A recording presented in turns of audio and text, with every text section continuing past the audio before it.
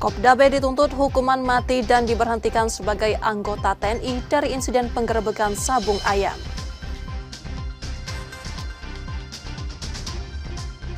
Tersangka penyiram air keras yang korbannya orang tua petugas Dinas Perhubungan Kota Palembang tertangkap. Jelang Championship 2025, Sriwijaya FC uji taktik di Jakarta dan Yogyakarta.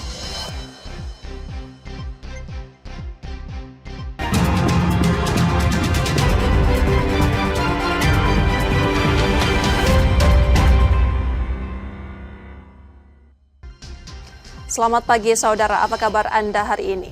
Seperti biasa kami akan membuka hari Anda dengan sejumlah laporan menarik dari Sumatera Selatan dan daerah lain di Sumatera bagian selatan. Selain berita utama tadi masih ada informasi-informasi menarik lainnya yang akan kami sampaikan.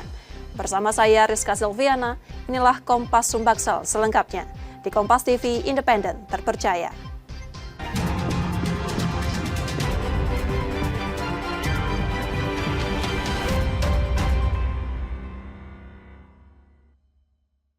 Di informasi pertama, Saudara, Auditor Militer 105 Palembang menuntut Kopda B dengan hukuman mati atas kasus penembakan 3 anggota Polsek Negara Batin Lampung. Selain pidana pokok, prajurit TNI tersebut juga dituntut diberhentikan dari militer.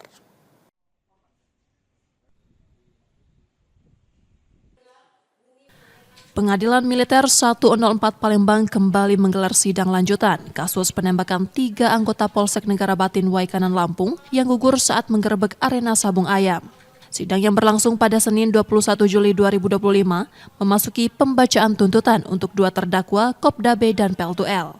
Dalam tuntutannya, Auditor Militer 105 Palembang menuntut Kopda B dengan hukuman mati dan pemecatan dari TNI. Ia dinilai terbukti melakukan pembunuhan berencana, memiliki senjata api ilegal, serta terlibat dalam pengelolaan perjudian.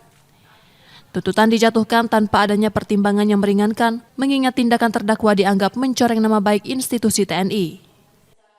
Terdakwa terbukti bersalah melakukan pidana ke-1, primer, pembunuhan dengan rencana sebagaimana ketentuan pasal 30 KUHP, dan kedua, memiliki dan menggunakan senjata api dan amunisi serta ketentuan sebagaimana ketentuan pasal 1 ayat 1 Undang-Undang Nomor 12 Tahun 51 tentang senjata api, dan ketiga, mengadakan perjudian secara bersama-sama sebagai mata pencarian sebagaimana ketentuan pasal 303 ayat 1 ke 1 KUHP junto pasal 55 ayat 1 ke 1 KUHP.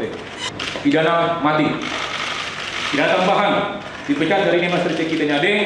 Kami mohon pula agar barang bukti berupa surat-surat, seluruh surat-surat mohon didekatkan dan disatukan dalam berkas perkara.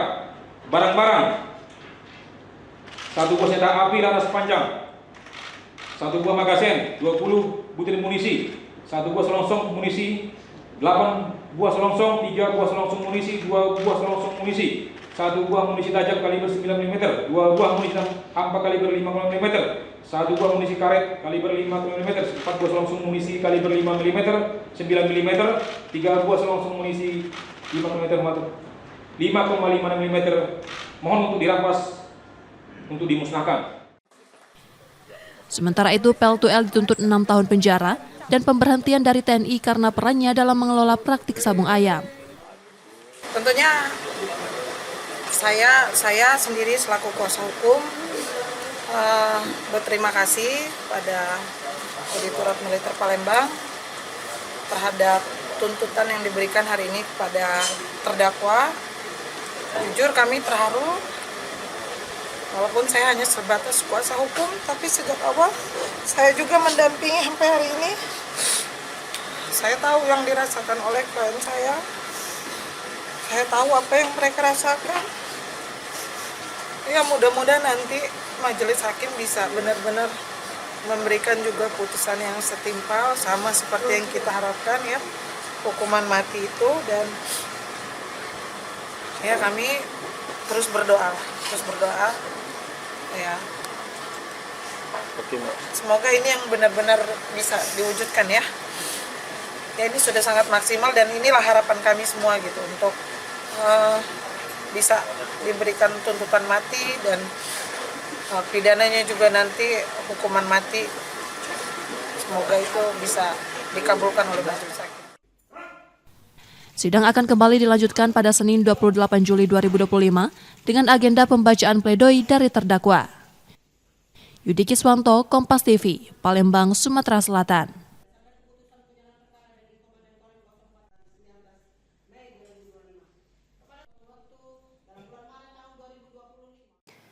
Dua tersangka begal yang merampas sepeda motor milik seorang pelajar di Palembang, Sumatera Selatan ditangkap. Saat beraksi, keduanya sempat melepaskan tembakan menggunakan senjata api rakitan untuk menakuti korban. Dua tersangka begal sepeda motor di Palembang, Lutfi dan M. Rizal, ditangkap tim unit 5 Subdit 3 Jatandras di Treskrimum Polda Sumsel. Keduanya dilaporkan usai merampas sepeda motor milik seorang pelajar di Jalan Bypass Alang-Alang Lebar pada 14 Juli 2025. Dalam aksinya, para tersangka menggunakan senjata api rakitan untuk menakuti korban. Saat kejadian, mereka mendekati pelajar tersebut dengan tudingan membawa senjata tajam. Korbannya berusaha menghindar, justru dikejar dan kendaraannya dirampas. Korban sempat melawan, namun mundur setelah pelaku melepaskan tembakan.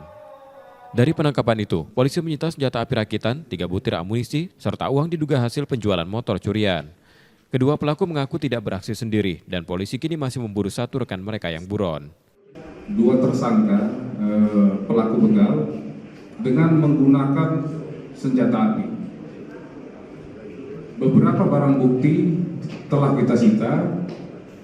Ini sudah terjadi hari Minggu tanggal 13 Juli. Kemudian setelah kejadian, besoknya setelah masyarakat melapor, dengan atensi respon cepat yang diberikan oleh Bapak Kapolda, penyidik dari Polda Sumatera Selatan melakukan penangkapan terhadap pelaku-pelaku tersebut. Saat ini Lutfi dan M. Rizal menjalani pemeriksaan lebih lanjut di Polda Sumsel untuk mengungkap kemungkinan lokasi dan korban lain dari aksi kejahatan mereka. Reski Oktora, Muklas Diferensial, Kompas TV, Palembang, Sumatera Selatan. Seorang ibu rumah tangga di Palembang menjadi korban begal bersenjata api saat hendak membeli sarapan. Aksi itu terjadi di tengah keramaian dan sepeda motor milik korban dibawa kabur pelaku. Rekaman kamera pengawas merekam saat dua pelaku begal membuntuti seorang ibu rumah tangga di Jalan Masjid Talang Jambe, Sukaremi, Palembang, Sabtu 19 Juli 2025. Korban David Widiawati 33 tahun, saat itu hendak membeli sarapan dan tidak menyadari telah diikuti sejak awal. Saat melintasi area sepi, pelaku mendekatinya sambil menodongkan senjata api yang diduga rakitan. Dalam kondisi takut, korban berteriak, sementara sepeda motor yang baru dibelinya 3 bulan lalu raib dibawa kabur. Setelah kejadian, korban segera melapor ke Polsek Sukarami. Polisi melakukan olah TKP dan menelusuri rekaman CCTV di sekitar lokasi untuk mengidentifikasi pelaku.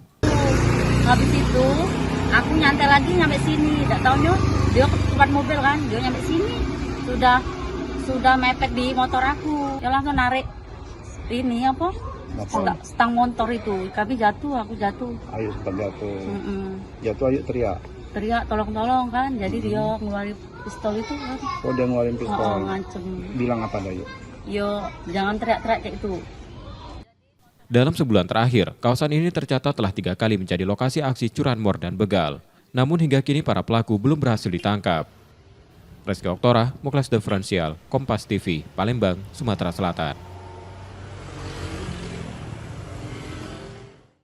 Di informasi selanjutnya, saudara, komplotan pencuri yang membobol sebuah minimarket di Palembang, Sumatera Selatan akhirnya tertangkap. Tak hanya minimarket, ketiganya juga melakukan pencurian di tempat laundry yang lokasinya tak jauh dari titik pencurian pertama.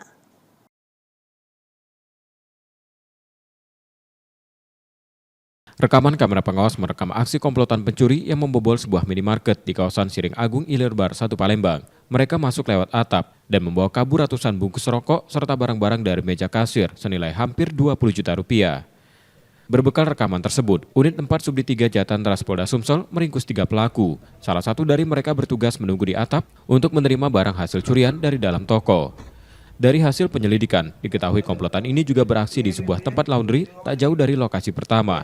Di sana mereka membawa kabur 8 pakaian dan tas. Polisi menyita sejumlah barang bukti, termasuk alat untuk merusak atap, sembako, dan hasil curian lainnya. Adapun modus operandi kedua tersangka atau kedua pelaku melakukan pencurian di toko minimarket ini dengan cara memanjat dinding. Dikarenakan sudah dini hari, sudah tidak ada lagi orang yang mengawasi, maka mereka memanjat melalui dinding belakang menggunakan sarana tangga.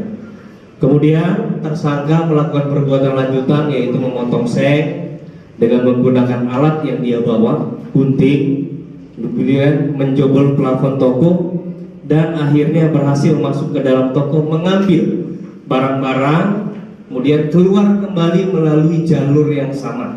Dapat kami sampaikan juga dari salah satu pelaku, JS, ini juga adalah pelaku yang membobol atau melakukan tindak pidana pencurian dengan pemberatan di TKP Laundry.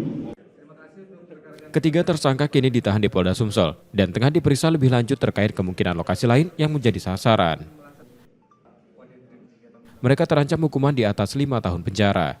Reski Oktora, Muklas Differential, Kompas TV, Palembang, Sumatera Selatan.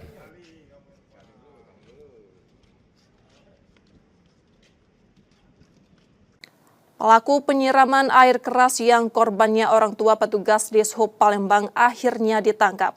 Aksi ini diduga dipicu dendam pribadi, sementara polisi masih mendalami kemungkinan keterlibatan pihak lain yang menjadi dalang di balik kejadian tersebut.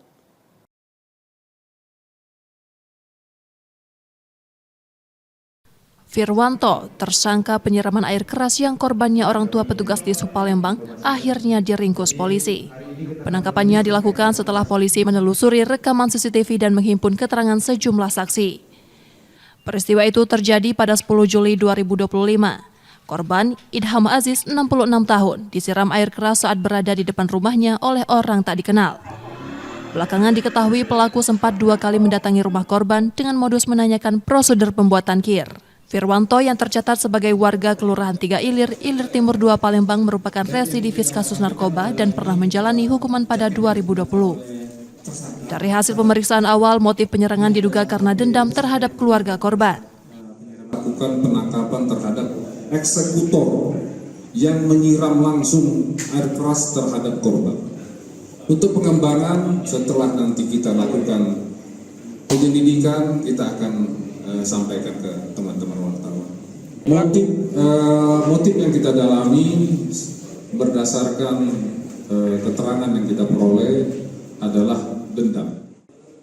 Hingga kini penyidik masih mendalami kemungkinan adanya pihak lain yang menyuruh tersangka melakukan aksi itu, termasuk menelusuri dugaan cekcok antara kakak ipar korban dengan orang di lingkungan sekitar. Tersangka kini ditahan di Polda Sumsel untuk proses hukum lebih lanjut. Reski Oktora, Muklas Differential, Kompas TV, Palembang, Sumatera Selatan.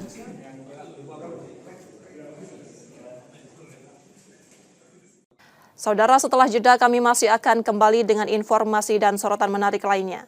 Tetaplah di Kompas Sumbaksel.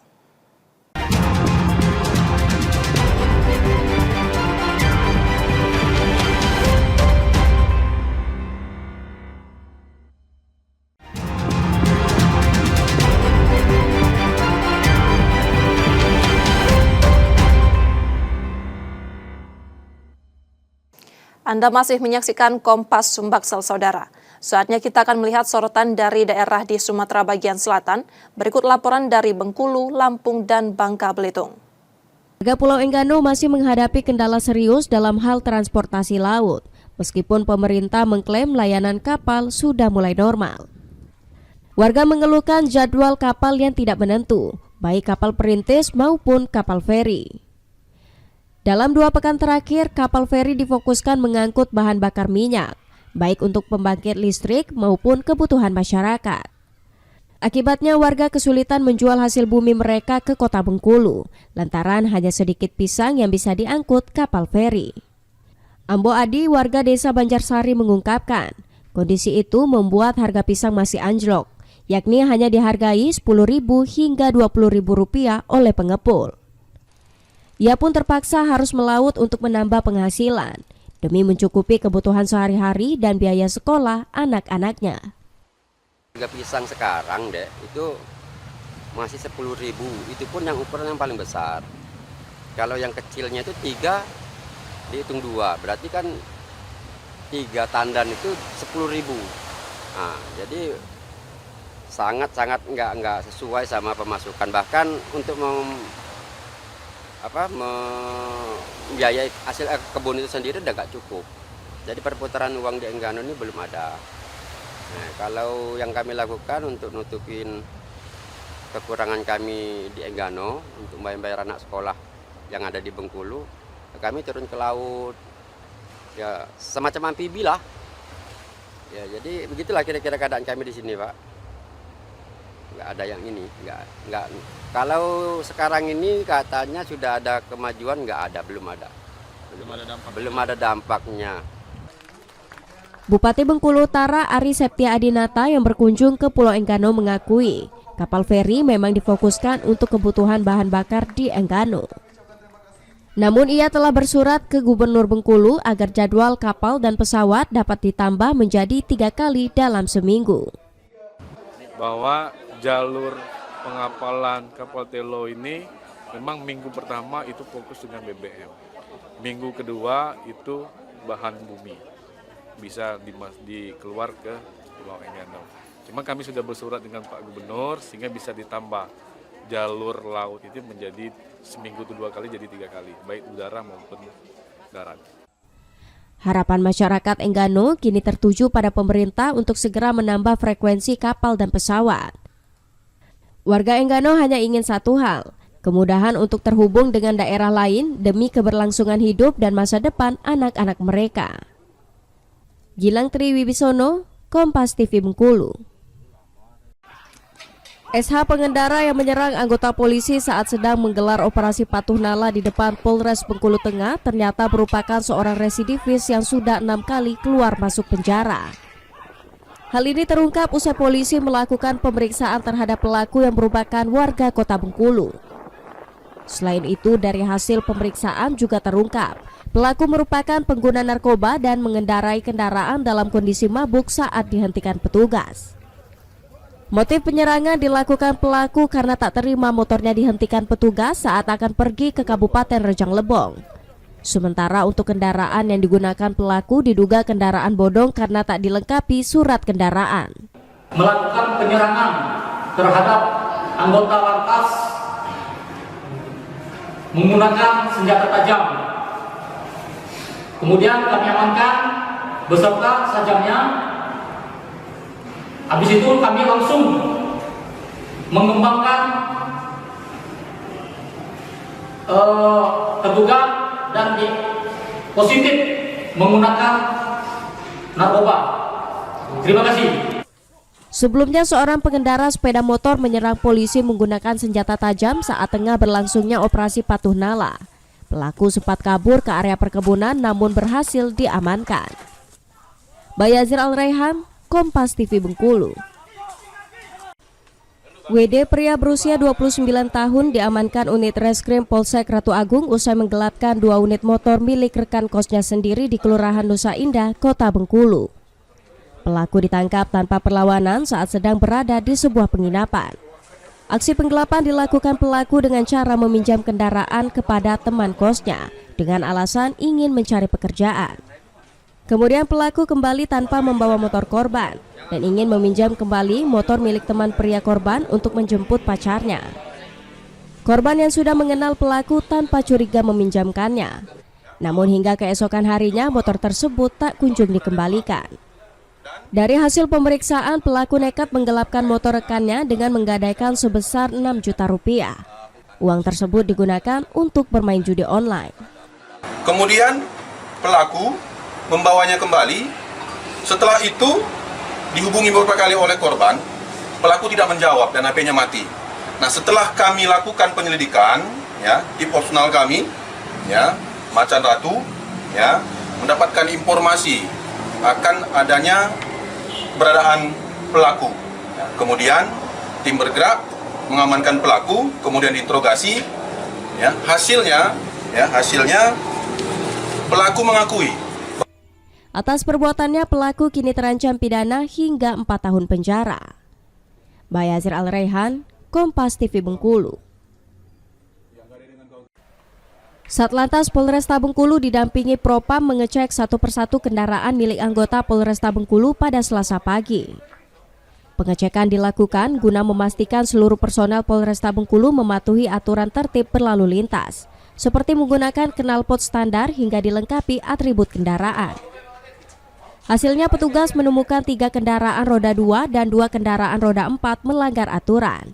Di antaranya tidak dilengkapi atribut hingga menggunakan knalpot brong.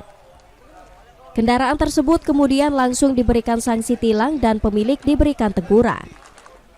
Giat internal ini dilakukan untuk memastikan seluruh personel taat berlalu lintas sebelum digelarnya operasi patuh nala ke masyarakat.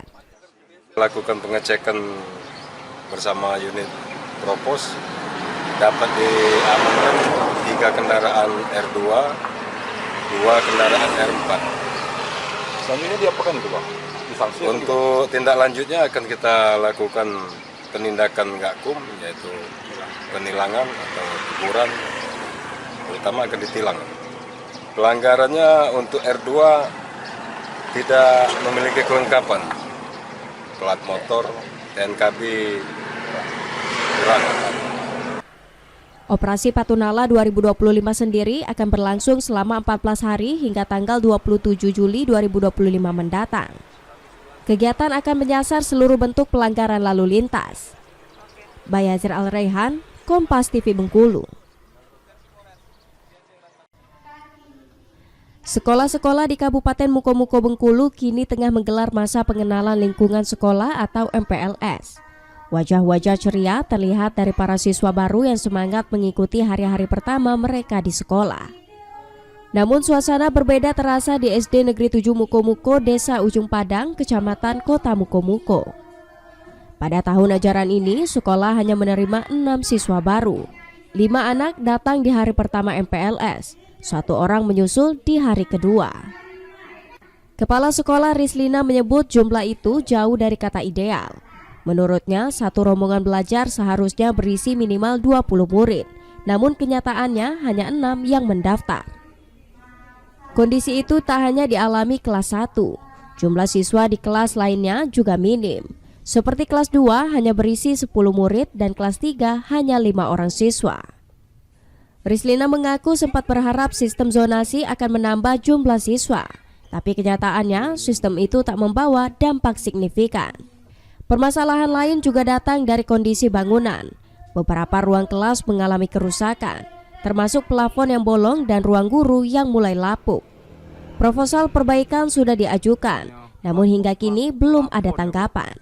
Untuk tahun ini memang kemarin 5 siswa, Pak. Terus hari ini ada 1 yang mendaftar, jadi 6 siswa. Dan untuk tahun yang kemarin, yang sekarang naik ke kelas 2 itu 10 orang. Kelas 3 yang sekarang itu 5 orang. Jadi sekitar segitulah, Pak, siswa kami. Di tengah berbagai keterbatasan, masih ada orang tua yang tetap percaya dan memilih sekolah ini, yaitu Suparni. Ia beralasan memilih sekolah itu karena lokasinya yang dekat dari rumah. Ya, di sini tuh lebih nyaman. Apa ini? Lebih dekat ya. Lebih dekat. Tempat tinggalnya juga dekat sini. Memang anak yang minta juga ya. Oh iya. Sekolahnya nggak mau. Iya. Memang meskipun dikit siswanya, lebih nyaman ya, lebih enak kontrolnya ya, Bu. Kontrolnya. Iya. Terlalu jauh. Meski sunyi dari hiruk pikuk siswa, SD Negeri 7 Mukomuko tetap menyimpan semangat. Sebuah sekolah kecil yang berharap tidak dilupakan dan tetap menjadi tempat tumbuhnya harapan anak-anak di pelosok desa. Gilang Triwibisono, Kompas TV Bengkulu. Rekaman ini sengaja kami samarkan karena mengandung unsur kengerian. Di dalam video tampak warga menemukan mayat tergeletak di atas bebatuan tepi pantai Dusun Cukupan dan Pekon Padang Ratu, Kecamatan Limau, Kabupaten Tanggamus, Lampung. Tragisnya, jasad tanpa identitas itu ditemukan dengan kondisi tanpa kepala hingga membuat warga sekitar heboh pada Rabu 16 Juli kemarin. Polisi yang tiba di lokasi langsung mengevakuasi jasad korban untuk dilakukan otopsi guna mengungkap identitas dan penyebab kematiannya.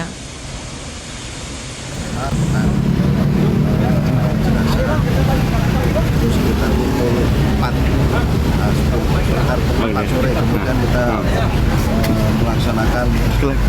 kegiatan penyelidikan terkait identitas, yang mana jenazahnya kita temukan di lokasi ada kepala. Kemudian juga untuk tangan juga memang pada saat kejadian tidak ditemukan, memang mengapung di atas permukaan, kita arahkan untuk melaksanakan otopsi baik luar maupun otopsi dalam di Masjid Bayangkara. Di Bayangkara, Bang. Identitas kan sudah teridentifikasi kah atau seperti apa nih? Pertama, saksi yang pertama kali menemukan, kemudian juga yang ada yang sudah ikut melihat, kemudian kami informasikan kepada warga atau rekan-rekan apabila ada ciri-ciri keluarganya yang hilang atau meninggalkan rumah, itu bisa dilaporkan atau bisa menghubungi kami, nanti roadmapnya akan kami sampaikan untuk nomor HP yang bisa dihubungi dari Ibu Kabid Humas untuk memudahkan nanti harus gimana. Saat ini Polres Tanggamus telah membuka layanan hotline untuk masyarakat yang merasa kehilangan anggota keluarga. Roma Fria Idam, Kompas TV, Lampung.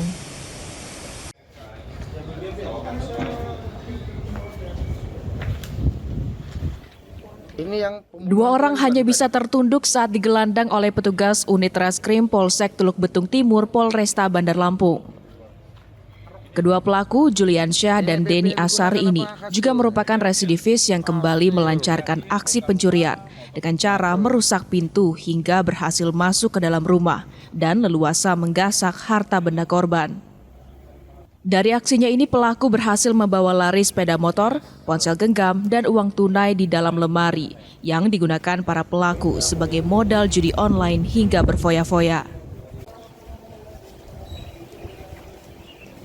Wakasatreskrim, Pak Kapolsek TBT, juga Pak Kanit. Saudara Jul tadi ke rumahnya ngambil golok, kemudian datang ke TKP. Di TKP kemudian saudara Jul yang masuk ke dalam rumah dan melakukan upaya pencurian. Dia dengan cara merusak dinding bagian belakang rumah korban. Kemudian ngambil kunci kontak sepeda motor yang berada di gagang pintu lemari TV. Kemudian dia buka pintu depan, keluar, dorong pintu depan, dorong motor keluar. Sementara saudara OD yang mengawasi. Saat ini masih kita dalami berapa TKP. Yang pasti bahwa saudara Jul, ini Jul ya. Saudara Jul ini adalah residivis 2 kali pencurian, kasus pencurian. Atas perbuatannya, kedua pelaku dijerat dengan pasal 363 KUHP tentang pencurian, serta terancam hukuman pidana selama 7 tahun kurungan penjara. Roma Fria Idam, Kompas TV, Lampung. Garam Cina. Narkoba jenis sabu dengan berat lebih dari 6 kg, pil ekstasi 1.653 butir, dan 6,40 gram serbuk pil ekstasi dimusnahkan Polresta Bandar Lampung. Barang haram dari hasil ungkap kasus pada Mei 2025 lalu dan telah berkekuatan hukum tetap ini ditaksir memiliki nilai 6,8 miliar rupiah dan berhasil menyelamatkan lebih dari 63.000 jiwa dari peredaran narkoba. Pemusnahan dilakukan dengan cara di blender dan dicampur cairan pembersih lantai dan dibuang. Kapolresta Bandar Lampung Kombes Pol Alfred Jacob Tilukai menegaskan pemusnahan ini adalah wujud komitmen pihaknya dalam memberantas peredaran gelap narkotika serta sebagai bentuk transparansi dan pertanggungjawaban kepada publik. Narkoba sebagai bentuk komitmen kami dalam memberantas peredaran gelap narkoba di wilayah hukum Kota Bandar Lampung. Adapun barang bukti yang dimusnahkan hari ini merupakan hasil dari pengungkapan kasus pada tanggal 6 Mei 2025 yang telah memiliki kekuatan hukum tetap. Barang bukti tersebut terdiri dari sabu-sabu seberat 6,28556 gram, pil ekstasi sebanyak 1.653 butir, dan serbuk pil ekstasi seberat 6,40 gram. Polisi juga mengajak masyarakat untuk berperan dalam upaya pemberantasan tindak pidana narkotika dengan bisa segera melapor jika mengetahui adanya aktivitas mencurigakan di lingkungan sekitar. Roma Friaidam, Kompas TV, Lampung.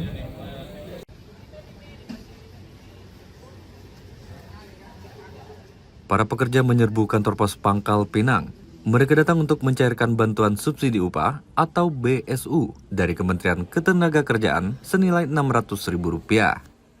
Sejak pagi hari, para pekerja terlihat antusias menunggu giliran. Mereka membawa KTP asli dan kartu BPJS Ketenagakerjaan sebagai syarat pencairan. Total sebanyak 22.555 penerima di Pulau Bangka menerima BSU melalui kantor pos Pangkal Pinang. Pihak kantor pos Pangkal Pinang juga menyediakan kuota pencairan bagi pekerja luar daerah yang sedang berada di Bangka Belitung. Kalau untuk di kantor cabang pos Pangkal Pinang itu ada 22.555 penerima. Namun kami di pos itu kan kita open payment, artinya misalkan alokasi dari kantor cabang lain seperti Belitung, Jakarta, di seluruh Indonesia yang memang lagi di sini, kita masih tetap bisa bayarkan. Jadi kita bisa membayarkan lebih dari 22.555. Ya, kita bisa membayarkan. Jadi kita terkoneksi ke seluruh kantor pos di Indonesia ya. Seorang penerima mengaku sangat terbantu dengan adanya bantuan tersebut, mengingat kondisi ekonomi di masyarakat saat ini masih sulit. Alhamdulillahnya sangat terbantu. Ini juga rencananya mau saya manfaatkan untuk pembelian sembako, bantu ibu di rumah. Kurang lebih gitu sih. Berarti bakal dibantu untuk pembelian. Iya, untuk sembako di rumah. Harapan ke depan seperti apa nih Bang? Harapan saya sih mudah-mudahan ada gates keduanya untuk yang cairan BSU ini mungkin paling 3 bulan ke depan ya. Siapa tahu cair lagi dengan dana yang sama gitu. Karena sangat mempermudah bagi masyarakat yang kerja swasta seperti kita. Lebih gitu sih. Hingga saat ini, tercatat penyaluran dana BSU telah mencapai 60%. Penyaluran akan dilakukan hingga 31 Juli mendatang. Diharapkan, dengan adanya BSU ini mampu menopang daya beli masyarakat di tengah tekanan ekonomi yang terjadi. Nanda Ardiansa, Kompas TV, Pangkal Pinang, Kepulauan Bangka Belitung.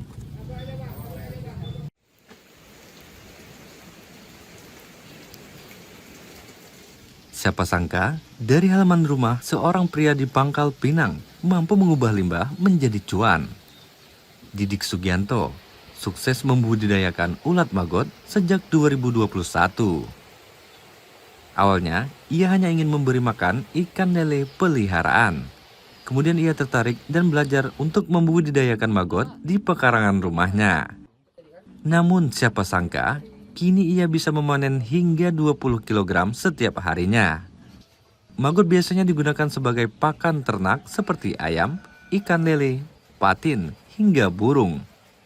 Adapun harga maggot bervariasi, mulai dari Rp8.000 per kilogram untuk maggot hidup dan Rp15.000 per 50 kg untuk maggot kering.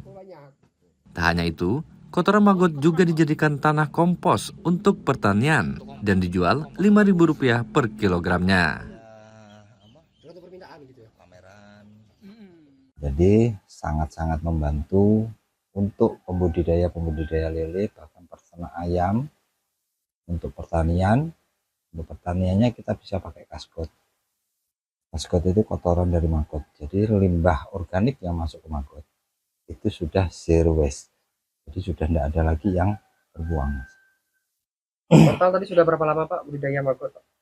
Budidaya maggot dari 2021 dibentuk sama DLH untuk KSM-nya itu di 2022. Budidaya maggot dimulai dengan panen telur, lalu ditetaskan selama 4 hari. Saat berumur 8 hari, maggot dipindahkan ke biopot dan mulai diberi makan dari sisa makanan. Di usia 20 hari, maggot pun siap panen. Maggot dari hasil budidaya Didik masih dipasarkan di pasar lokal. Dari usahanya, Didik mampu meraup omset setidaknya 4 juta rupiah per bulan. Ia berharap budidaya maggot ini bisa menjadi inspirasi bagi masyarakat dalam mengelola sampah, sekaligus membuka peluang usaha baru yang ramah lingkungan. Nanda Ardiansah, Kompas TV, Pangkal Pinang, Kepulauan Bangka Belitung. Demikian tadi saudara sorotan dari Bengkulu, Lampung, dan Bangka Belitung. Setelah jeda kami masih akan kembali dengan informasi menarik lainnya. Tetaplah di Kompas Sumbaksel.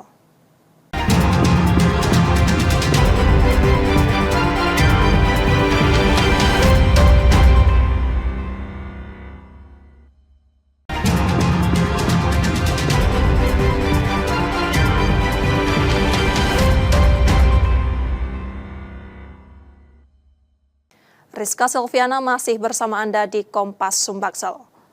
Menjelang peluncuran Nasional Koperasi Merah Putih pada 21 Juli 2025, renovasi bangunan Koperasi Kelurahan Merah Putih Sukodadi terus dikebut. Pembangunan kini memasuki tahap akhir dan koperasi dipersiapkan untuk segera beroperasi.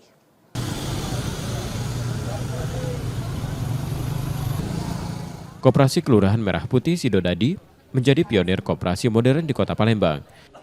Koperasi ini sebelumnya telah diresmikan Menteri Koordinator Bidang Pangan pada 16 Juni lalu dan kini menjadi percontohan di Sumatera Selatan. Menjelang peluncuran pada 21 Juli 2025, bangunan KKMP Sukodadi tengah dalam tahap akhir renovasi. Proses pengerjaan hampir rampung dan koperasi dipersiapkan untuk segera beroperasi. Kehadiran koperasi ini diharapkan menjadi motor penggerak kemandirian ekonomi warga, sekaligus mendekatkan akses terhadap layanan keuangan digital. Persiapan meliputi dukungan dari BUMN menjadi modal utama adalah kekompakan semua anggota, pengurus, dan pengawas. Disatukan oleh cita-cita, kami semua akan mengupayakan melalui koperasi ini menjadi alat perjuangan kemandirian ekonomi dan kesejahteraan masyarakat. Bersama koperasi kita jaya.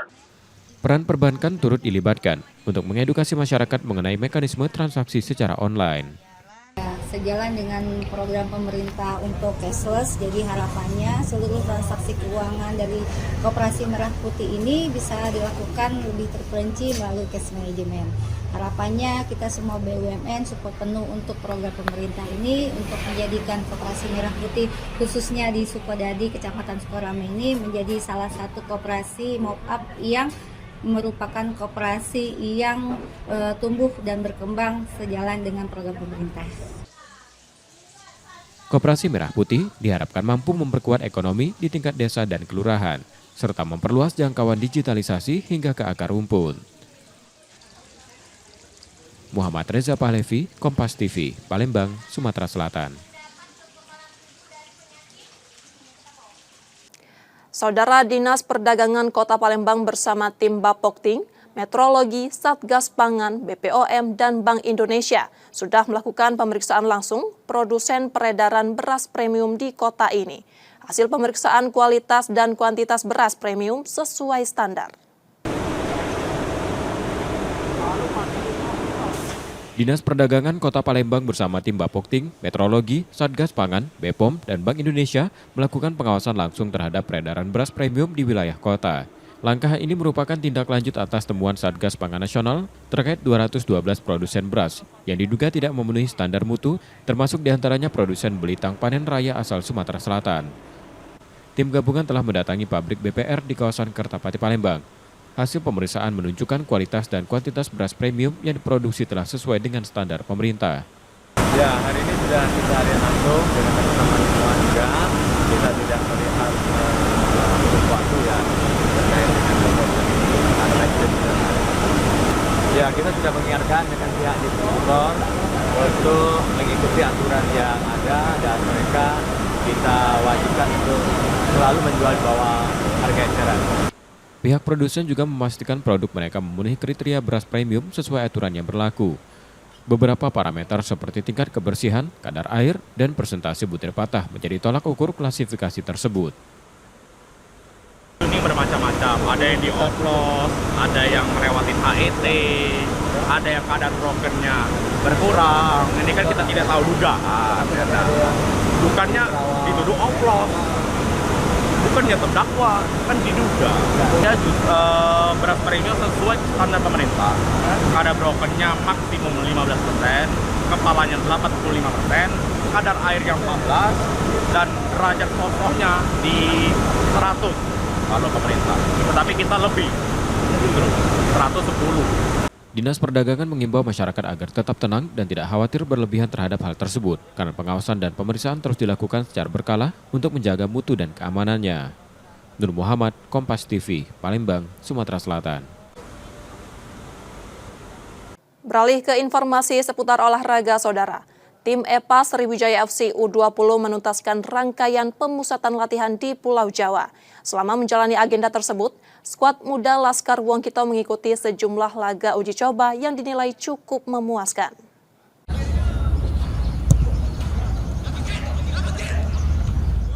Tim EPA Sriwijaya FC U20 telah merampungkan pemusatan latihan di Pulau Jawa akhir pekan ini. Usai menjalani agenda tersebut, para pemain kembali ke Palembang untuk memasuki fase persiapan akhir menjelang bergulirnya kompetisi Liga 2 U20.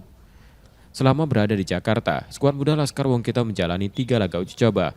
Mereka berhasil menahan imbang Asiop namun harus mengakui keunggulan Persita U20 dan Persija U20. Meski begitu, penampilan tim tetap mendapat respons positif dari manajemen mengingat lawan yang dihadapi berada satu level di atas. Dan untuk EPA sendiri sudah menunjukkan progresnya cukup bagus. Dalam pertemuan di Pulau Jawa, saya untuk saat ini ya cukup puas lihat penampilan progres pemain-pemain dari EPA sendiri.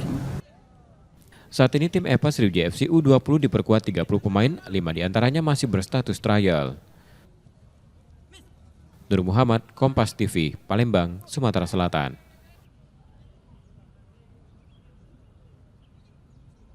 Persiapan Sriwijaya FC jelang kompetisi Championship 2025-2026 telah mencapai sekitar 60%. Tahapan seleksi pemain baru pun telah ditutup.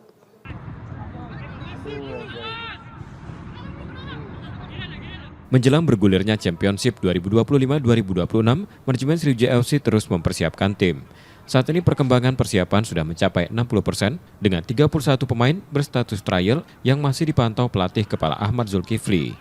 Dalam waktu dekat, manajemen akan menetapkan skuad final dan mulai membentuk tim inti. Tapi kita kayaknya lebih lama di Jakarta ya, kan di Jakarta ini kita akan uji coba di tanggal 23 ini, di tanggal 30 kita akan berhadapan dengan Dewa United. Nah, nanti sisa dari waktu itu 5 hari atau seminggu di situ kita akan beruji coba di Jogja lawan Sleman. Sejumlah laga uji coba juga tengah disiapkan, termasuk menghadapi Persija Jakarta, Dewa United, dan PSS Sleman di Jakarta dan Yogyakarta. Uji coba di Yogyakarta akan difokuskan untuk mematangkan komposisi tim pelatih. Nur Muhammad, Kompas TV, Palembang, Sumatera Selatan. Lebih dari 200 pelatih se-Indonesia mengikuti National Coaching Conference yang diselenggarakan PSSI. Kegiatan ini diharapkan menambah pengetahuan para pelatih, sekaligus menjadi fondasi bagi pelatih masa depan Indonesia. PSSI bersama Inaspro menggelar National Coaching Conference di Jakarta International Stadium. Lebih dari 200 pelatih dari berbagai asprof di Indonesia yang mengantongi lisensi AFC Pro hingga lisensi D mengikuti materi kepelatihan yang diadakan 18 hingga 20 Juli 2025. Pelatih yang hadir diantaranya Rahmat Darmawan, Neil Maizar, M. Ridwan x Sriwijaya FC hingga Samsul Arif x Arema FC. PSSI juga mendatangkan pelatih kepala timnas Indonesia Patrick Kluivert, perwakilan klub Super League, FIFA, dan AFC sebagai pemateri. Transfer pengetahuan menjadi fokus utama. Bagi pelatih yang mengantongi lisensi AFC Pro Diploma Rahmat Darmawan, kegiatan ini bermanfaat untuk menambah pengetahuan pelatih menyongsong musim baru 2025-2026. Mendapatkan satu pengetahuan baru tentang ilmu kepelatihan yang mungkin belum pernah kita pelajari atau baru kita tahu. Tentu ini adalah satu transfer knowledge dari yang experience kepada kita. Dan tentu kadang-kadang juga para pelatih experience juga butuh masukan dari para pelatih-pelatih pemula yang mereka mungkin lebih bisa segar dalam memberikan ide-ide yang terbaru. Bagian daripada untuk konsolidasi pelatih-pelatih yang ada di Indonesia sambil kita menyamakan persepsi untuk seperti apa pengembangan sepak bola Indonesia ke depan. Setiap tahunnya, PSSI secara rutin menggelar National Coaching Conference di jeda kompetisi. Adanya workshop tak hanya dapat menambah pengetahuan, juga demi meneruskan regenerasi pelatih di Indonesia. Reninta Niken, Andika Pratama, Kompas TV, Jakarta. Saudara kami jeda sejenak, setelah itu kami masih akan kembali. Tetaplah bersama kami di Kompas Sumbaksel.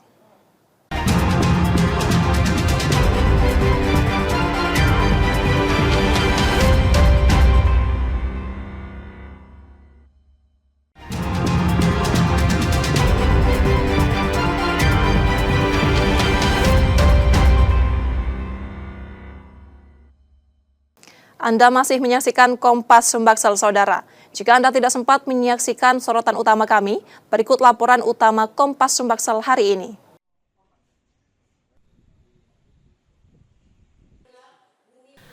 Pengadilan Militer 104 Palembang kembali menggelar sidang lanjutan kasus penembakan 3 anggota Polsek Negara Batin Waikanan Lampung yang gugur saat menggerebek arena sabung ayam.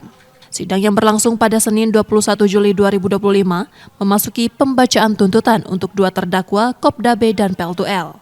Dalam tuntutannya, Auditor Militer 105 Palembang menuntut Kopda B dengan hukuman mati dan pemecatan dari TNI.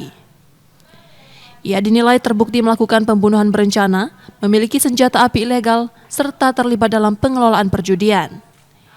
Tuntutan dijatuhkan tanpa adanya pertimbangan yang meringankan, mengingat tindakan terdakwa dianggap mencoreng nama baik institusi TNI. Terdakwa terbukti bersalah melakukan pidana ke-1, primer, pembunuhan dengan rencana sebagaimana ketentuan pasal 30 KUHP, dan kedua, memiliki dan menggunakan senjata api dan amunisi serta ketentuan sebagaimana ketentuan pasal 1 ayat 1 Undang-Undang Nomor 12 Tahun 51 tentang senjata api, dan ketiga, mengadakan perjudian secara bersama-sama sebagai mata pencarian sebagaimana ketentuan pasal 303 1 ke 1 KUHP junto pasal 55 1 ke 1 KUHP. Pidana mati. Pidana tambahan dipecat dari Master Ceki Tenyade. Kami mohon pula agar barang bukti berupa surat-surat, seluruh surat-surat mohon dilekatkan disatukan dalam berkas perkara. Barang-barang, 1 buah senjata api laras panjang, 1 buah magazen, 20 butir munisi, 1 buah selongsong munisi, 8 buah selongsong, 3 buah selongsong munisi, 2 buah selongsong munisi, 1 buah munisi tajam kaliber 9 mm, 2 buah munisi hampa kaliber 5 mm, 1 buah munisi karet kaliber 5 mm, 4 buah selongsong munisi kaliber 5 mm, 9 mm, 3 buah selongsong munisi 5 mm, 5,5 mm. Mohon untuk dirampas, untuk dimusnahkan. Sementara itu, Pel2L dituntut 6 tahun penjara dan pemberhentian dari TNI karena perannya dalam mengelola praktik sabung ayam. Tentunya saya sendiri selaku kuasa hukum berterima kasih pada Auditor Militer Palembang terhadap tuntutan yang diberikan hari ini kepada terdakwa. Jujur kami terharu, walaupun saya hanya sebatas kuasa hukum, tapi sejak awal saya juga mendampingi sampai hari ini. Saya tahu yang dirasakan oleh klien saya. Saya tahu apa yang mereka rasakan. Ya, mudah-mudahan nanti majelis hakim bisa benar-benar memberikan juga putusan yang setimpal sama seperti yang kita harapkan, ya, hukuman mati itu. Dan ya, kami terus berdoa ya. Semoga ini yang benar-benar bisa diwujudkan, ya. Ya, ini sudah sangat maksimal dan inilah harapan kami semua gitu untuk bisa diberikan tuntutan mati dan pidananya juga nanti hukuman mati. Semoga itu bisa dikabulkan oleh majelis hakim. Sidang akan kembali dilanjutkan pada Senin 28 Juli 2025 dengan agenda pembacaan pledoi dari terdakwa. Yudi Kiswanto, Kompas TV, Palembang, Sumatera Selatan.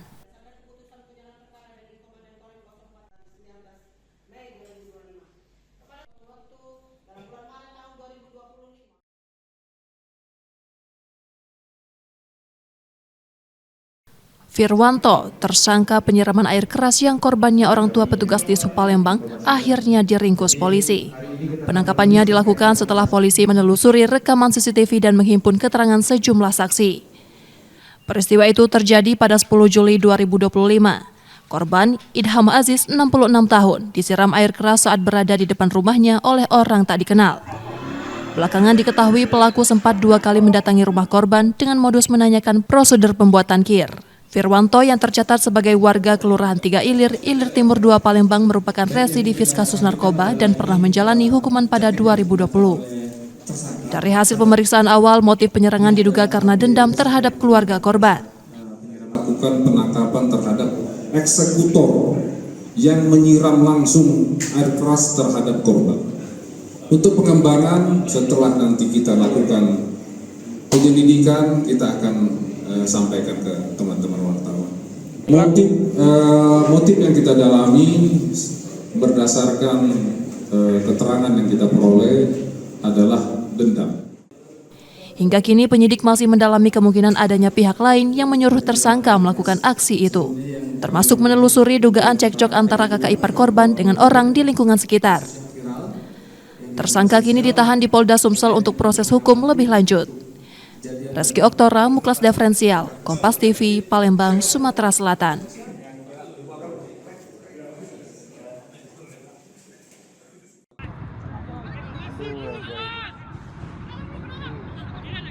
Menjelang bergulirnya Championship 2025-2026, manajemen Sriwijaya FC terus mempersiapkan tim. Saat ini perkembangan persiapan sudah mencapai 60% dengan 31 pemain berstatus trial yang masih dipantau pelatih kepala Ahmad Zulkifli. Dalam waktu dekat, manajemen akan menetapkan skuad final dan mulai membentuk tim inti. Tapi kita kayaknya lebih lama di Jakarta ya, kan di Jakarta ini kita akan uji coba di tanggal 23 ini, di tanggal 30 kita akan berhadapan dengan Dewa United. Nah nanti sisa dari waktu itu 5 hari atau seminggu di situ kita akan beruji coba di Jogja lawan Sleman. Sejumlah laga uji coba juga tengah disiapkan, termasuk menghadapi Persija Jakarta, Dewa United, dan PSS Sleman di Jakarta dan Yogyakarta. Uji coba di Yogyakarta akan difokuskan untuk mematangkan komposisi tim pelatih. Nur Muhammad, Kompas TV, Palembang, Sumatera Selatan. Informasi tadi saudara menjadi akhir dari Kompas Sumbaksel hari ini. Tetap saksikan konten lokal di Kompas TV setiap hari mulai pukul 4.30 hingga 7 pagi. Saudara, media adalah pilar yang menjaga keseimbangan informasi. Dengan menonton Kompas TV Palembang, Anda membantu memastikan media terus ada, menyajikan berita yang dapat dipercaya. Kembali kami mengingatkan bagi Anda yang ingin berbagi informasi atau kritik dan saran, dapat mengakses media sosial kami di @KompasTV_Palembang. Akhirnya saya Rizka Silviana pamit, tetaplah menyaksikan Kompas TV, independen terpercaya. Terima kasih sudah menonton dan sampai jumpa.